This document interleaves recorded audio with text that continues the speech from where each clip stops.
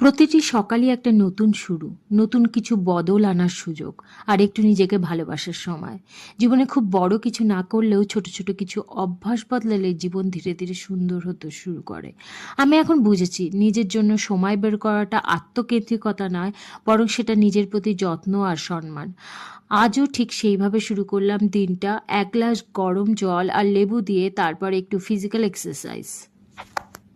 আজ বাইরে হাঁটতে না গেলেও ঠিক করেছিলাম ম্যাটে কিছুটা সময় ব্যায়াম করব, আর সেটা করেও ফেললাম। এইভাবে আমি ধীরে ধীরে গড়ে তুলেছি আমার ছোট ছোট সুখের জগৎটা। তারপর স্নান, পুজো, এরই মাঝে একটা পার্সেল এলো। তাতে ছিল আমার নতুন সিরাম। ভাবলাম আমার ডে কেয়ার রুটিনটা তোমাদের সাথে ভাগ করে নিই। নিজেকে একটু সময় দেওয়া মানে সেলফিশ হওয়া নয়, এটা সেলফ লাভ, আর আমি সেটাই একটু একটু করে শিখেছি।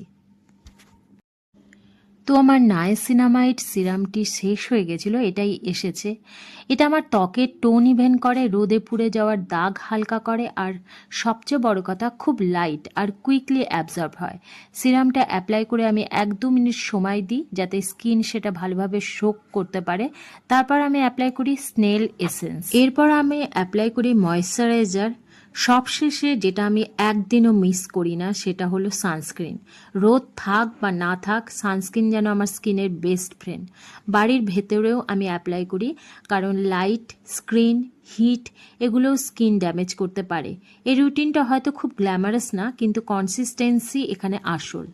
এবার ব্রেকফাস্টে পালা। তো আজ একটু লাল চিড়ে ভিজিয়ে রেখেছিলাম, এবার মিক্সারে দিয়ে দিলাম কলা, আম। আম তো ভীষণ ভালো লাগে এখন খেতে। তো ব্লেন্ড করে একটু আমন্ড আর 1 চামচ মুসলি দিয়ে ব্রেকফাস্ট করে নিলাম। আর আমি বিশ্বাস করি, নিজেকে যত বেশি ভালোবাসবে তত বেশি শক্তি পাবে অন্যকে ভালোবাসার।